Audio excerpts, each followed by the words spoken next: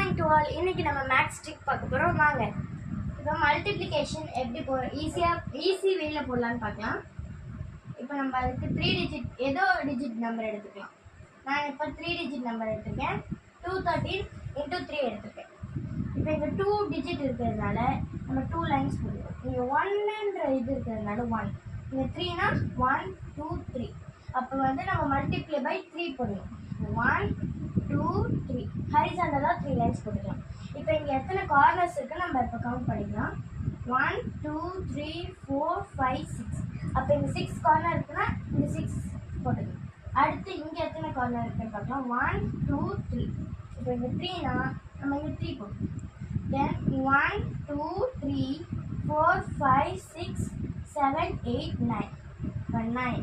இப்போ இதோட ஆன்சர் என்ன தெரிஞ்சுச்சா? 6 13 9. Thank you to all.